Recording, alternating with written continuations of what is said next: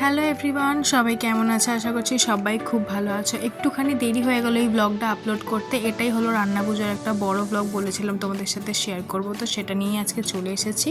তো দেখো, সকাল সকাল আমি ঘুম থেকে উঠে পড়েছি, বেশ অনেকটাই সকালে উঠেছি। এদিকে আমার বোন ব্রাশ করছে, তোমরা দেখলে, আর মা এদিকে পুরো রান্নাঘরটা ধুচ্ছে। যেহেতু রান্না পুজো বলে কথা, সেহেতু চারদিক তো পরিষ্কার পরিচ্ছন্ন করে রাখতেই হবে, মা মনসার জন্য রান্না। আর এদিকে দেখো, যা যা বাজারপত্র লাগবে মোটামুটি কিনে নিয়ে চলে আসা হয়েছে। আর এদিকে অনেক সবজিপাতিও কিনে এনে রাখা হয়েছে, সব সবজিগুলো কাটা হবে। আরও বেশি করে পরে সবজি আনা হয়েছিল, যেটা আমি আর ভিডিও করি না। আর এই যে মাটির হাঁড়ি তো লাগবেই, মাটির হাঁড়িতেই মাকে ভোগটা দেখাতে হবে আর কি। আর এই যে মাটির উনুন করতে হয়, মাটির উনুন করেছে। মাটির উনুনেই অনেক বাড়িতে রান্না হয়, তবে মাটির উনুনে এত রান্না করা সম্ভব নয় বলে শুধু ভাত তরকারিটাই হবে কয়েকটা।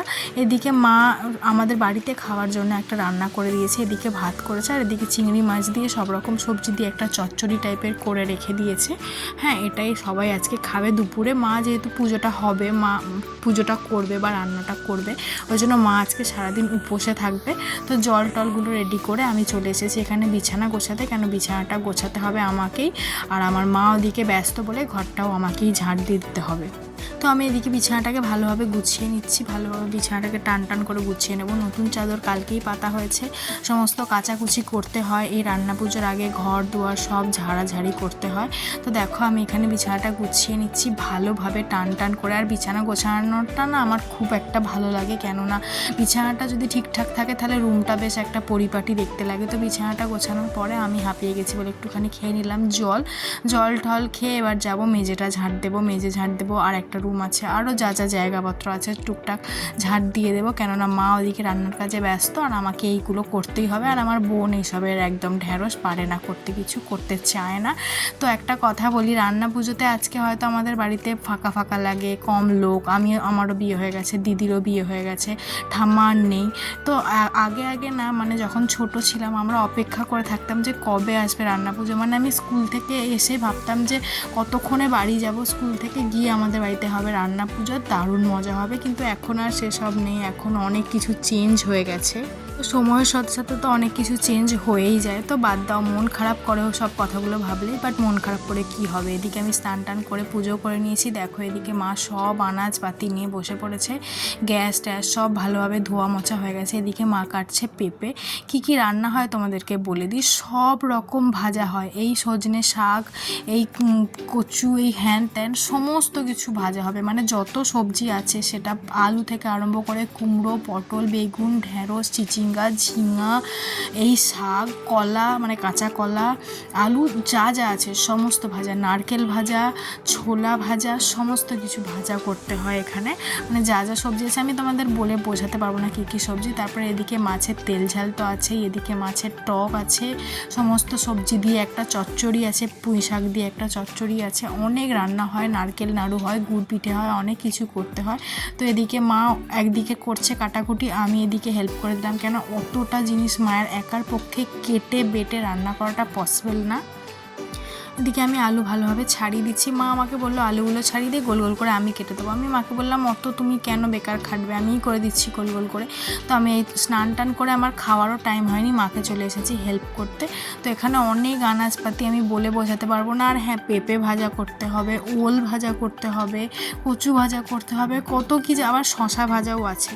মানে এত রান্না মা একা হাতে করে, একটা সময় করতো ঠাম্মা। আর আগে আগে না আমাদের যেহেতু অনেকে আসতো, মানে রান্না পুজোর পরের দিনকে খাওয়া দাওয়া করতে, তো অনেক রান্না হতো। রান্না করতে করতে না পুরো সকাল হয়ে যেত, আমরা পুরো দেখতাম যে রান্না করতে করতে পুরো সকাল হয়ে গেল।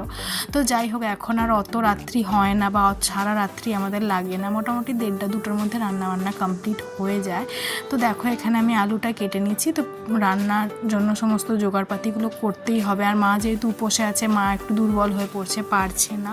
তো আমি মাকে একটুখানি এখানে হেল্প করে দিচ্ছি। তো দেখো, আলুগুলো কাটছি, আর এই বটিটা না ঠিকঠাকভাবে কাটা হচ্ছিল না। তো যাই হোক করে আমি কষ্ট করে হলেও ভালোভাবে কাটার চেষ্টা করছি। হ্যাঁ, আর এইরকম একটা ব্যাপার। তো মাও এখানে দেখো কত সবজিপাতি নিয়ে বসেছে, ঢ্যাঁড়স ভাজা করতে হবে, চালতা ভাজা করতে হবে, কত কিটি কাঁচা তেঁতুলের টক হবে চালতা দিয়ে, তারপরে কচুর ডাঁটা দিয়ে, মানে অনেক কিছু রান্না হয়। তো এখানে মা সমস্ত আনাজপাতি কাটতে থাকুক, আনাজপাতি কাটার পরে তোমাদের সাথে কথা বলছি। ওকে।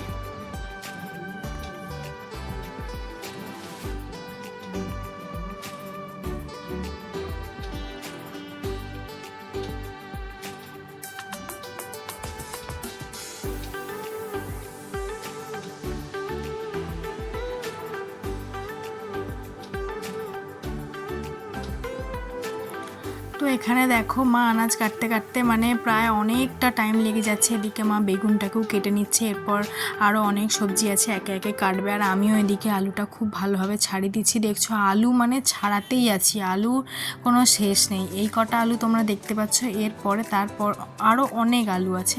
এদিকে কচুর ডাঁটা আছে, বেগুন আছে, পটল আছে, কুঁদরি আছে, আরও মানে কত সবজি, মানে যা যা সবজি হয় সমস্ত সবজিটাই লাগে। এদিকে মা কেটে নিচ্ছে ওল। ওল আমি খুব একটা খাইনি, কোনো কালে দেখিনি, রান্না পুজোর টাইমেই ওলটা আর কি আনা হয়, খাওয়া হয়, মা খায় মাঝে মধ্যে, তবে আমার খুব একটা ভালো লাগে না বলে আমি খাই না। তো এদিকে সমস্ত ধোয়াধুয়ি হয়ে গেছে, তারপর আনাজ টানাজগুলোও মা কেটে নিক। তারপরে দেখো সব বালতি টালতিগুলো সব মানে যেখানে যা ছিল সব পরিষ্কার করে ধুয়ে ভালোভাবে রেখেছে। এখানে পায়েসও হয় রান্নায়, আর আবার খেসারির ডাল হয়, মানে বেশ ঝাল ঝাল করে খেসারির ডাল হয়, শুকনো শুকনো করে করতে হয়। আর এদিকে দেখো সব সবজিপাতিগুলো মা কাটছে। এদিকে কেটে নিচ্ছে ঢ্যাঁড়স, ঢ্যাঁড়সটাও তো টকে দিতে হবে, আবার ঢ্যাঁড়সের ভাজা হবে, ওই জন্য মা দেখো একটার পর একটা কাটছে। চালতাটা আমি বায়না করলাম মাকে যে মা চালতাটা আমি কাটবো, ওই জন্য মা বললো পারবি না, হাত কেটে যাবে, কিন্তু তাও আমি বললাম হাত কাটবে না, দাও আমি ঠিক চেষ্টা করবো। আর এই যে কাঁচা তেঁতুল এনেছে, কাঁচা তেঁতুল দিয়ে একটা টক হবে।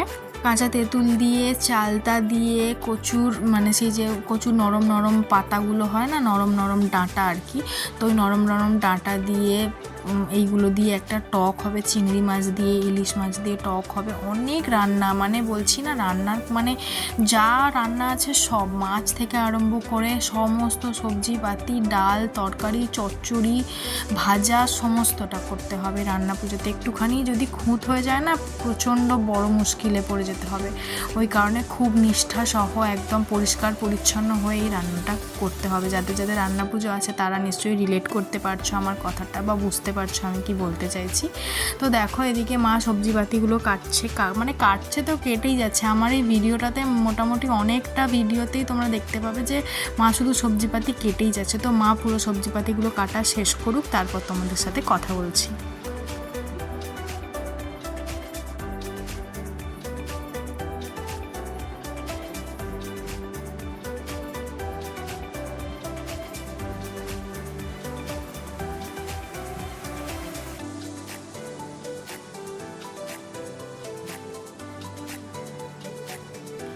তো আমি এবার কাটবো চালতা। আমার খুব ইচ্ছে করেছে চালতা কাটার। তো আমি না ওল্ড এজ কিচেন বলে একটা চ্যানেল আছে ইউটিউবে, খুব ফেমাস চ্যানেল, একটা আন্টি আছে ওখানে।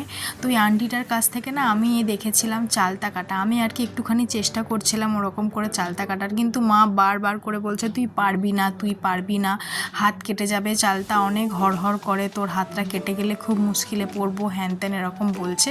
আর এই যে লেবুগুলো দেখালাম না, এই লেবুগুলোও কিন্তু দরকার হয়, লেবুগুলো ভাতে চিপতে হয়। তো দেখো চালতাটা আমি কাটতে চলে এসেছি। সত্যি প্রচণ্ড হড়হড় করছিল হাত, মানে হাতটা যে ভাবছিলাম যে এই আমার হাতটা কেটে না যায়। তো যাই হোক, চালতার চাটনি খেতে খুব ভালো লাগে, চালতার আচার খেতে খুব ভালো লাগে, কিন্তু কাটাটা খুব ডিফিকাল্ট। কিন্তু যদি একটু ভালোভাবে দেখে কাটা যায় না, খুব ভালো লাগবে। আর দেখো চালতার ভেতর কি সুন্দর ফুলের মতো, মানে না যেন সেই কুয়া কুয়া ফুল, দারুণ। আর ওর ভেতরটা কেরম যেন হড়হড় করছে, জেলি জেলি টাইপের। এদিকে আমি নারকেল কুড়ে নিচ্ছি। মায়ের ওদিকে সমস্ত রান্নাবান্নার জন্য সবজিপাতি কাটা হয়ে গেছে, মা ওদিকে সবজিপাতিগুলো ধুচ্ছে, আর আমি এখানে নারকেলটা কুড়ে নিচ্ছি। অনেকে আছে নারকেলটাকে না টুকরো টুকরো করে কেটে মিক্সিতে ঘোরায়, কিন্তু অত কে খাটবে, টুকরো টুকরো করে কাটাটাই তো ডিফিকাল্ট। এর থেকে ভালো কুড়ে নিচ্ছি। নারকেল কুড়তে আমার খুব একটা মানে খুব কষ্ট হচ্ছিল, হাতে প্রচণ্ড ব্যথা করছিল। একটা নারকেল না, অনেকগুলো নারকেল ছিল, যেহেতু নারকেলের নাড়ু হবে, নারকেল পায়েসে দেওয়া হবে, তারপর নারকেলের হচ্ছে কি ভাজা হবে, এতগুলো করতে হবে। তো ওই কারণে, আর একজনের জন্য তো না, অনেকটা করে পরিমাণে অনেকটা করে করতে হবে। তো এদিকে আমি মায়ের সাথে গল্প করতে করতে নারকেলটা কুড়ে নিয়েছি। আগে দেখতাম ঠাম্মাকে, ঠাম্মা কত কষ্ট করে করতো, মানে অনেকটা মানে কি বলবো, এত ভালোবেসে করতো ঠাম্মা। আমি সেটাই দেখছি যে সেই ভালোবেসে এখন হয়তো অনেকে করতে পারবে না, কিন্তু খুব ভালো করে করতো। এদিকে দেখো মা মশলাপাতিগুলোকে গুছিয়ে নিচ্ছে, আর সমস্ত সবজিপাতিও ঠিক করে নিচ্ছে, পরিষ্কার পরিচ্ছন্ন করে ধুয়ে নুন হলুদ মাখিয়ে রেখে দিয়েছে। এদিকে আমি হাঁপিয়ে উঠেছি মাকে হেল্প করতে করতে। তো দেখো এখানে কত রকমের ভাজা আছে, মানে লেবু তো আছেই, লেবু তো দিতেই হবে। তো দেখো সব চাপা টাপা দিয়ে মা এবার গেল স্নান করতে। স্নান টান করে এসে তারপরে মা আবার রান্নাঘরে ঢুকবে, রান্নায় বসাবে। আর এই যে চিনটি এসেছে, ও খালি খালি কান্না করছে, বিরক্ত করছে সবাইকে, ওই জন্য ওর ছোটো পিপি ওকে ঘোরাচ্ছে। তারপর সন্ধে হয়ে গেল, দেখো মা এদিকে উনুনটাতে ভালো করে সিঁদুর ভালোভাবে লাগিয়ে দিচ্ছে, এদিকে বাতাসা ধূপ ভালোভাবে জেলে নিয়ে এদিকে তারপরে একটুখানি পুজো মতো করে নেবে, কেন এই রান্নাটা বেসিক্যালি উনুন পুজো আর কি। তো দেখো মা ধূপ দেখিয়ে দিচ্ছে, এবার মা শঙ্খটা বাজিয়ে নেবে।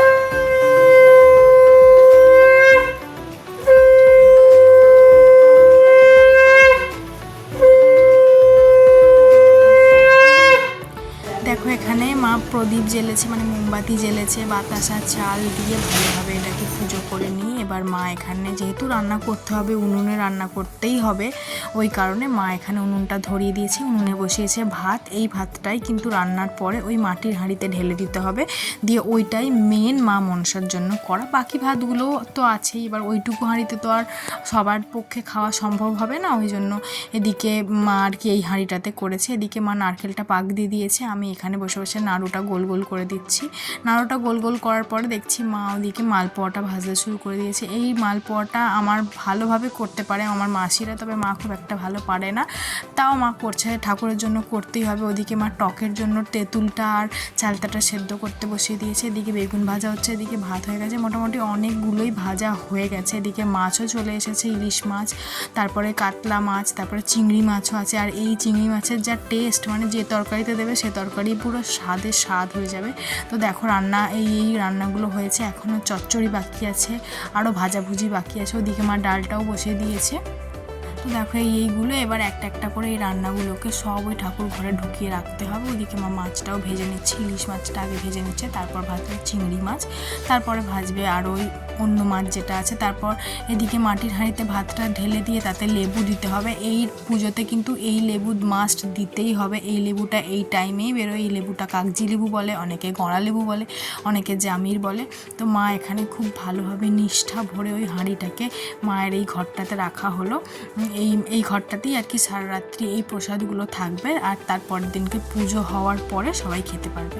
এখানে দেখো সব প্রসাদ মা একটা একটা করে সাজিয়ে রেখে দিয়েছে, ভালোভাবে চাপা দিয়ে রেখেছে। তারপরে যে চাল বাটাটা ছড়িয়ে দিতে হবে, চালটাকে বেটে ভালোভাবে ছড়িয়ে দিতে হবে। তারপরে মা ভালোভাবে ধূপ দেখিয়ে এখানেও শঙ্খ বাজিয়ে নেবে।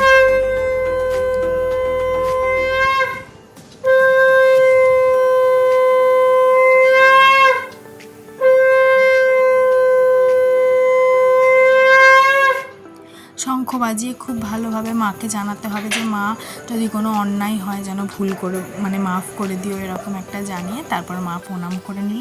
এটা হলো তার পরের দিন সকালে এই যে পাথর বাটিতে সমস্ত ভোগ বের করে রাখা হয়েছে। ঠাকুরমশাই এখানে এসে পুজো করছে, আর ঠাকুরমশাইয়ের এতই তাড়া ছিল সে চাঁদমালাও পরানোর টাইম পেল না, ধূপটাও বাজানোর মানে পরানোর টাইম পেল না। তো যাই হোক ওই রকম ঠাকুরমশাই আর কি। এই হলো সব প্রসাদ, ভোগ প্রসাদ সমস্তটা মা রেডি করে এখানে রেখে দিয়েছে।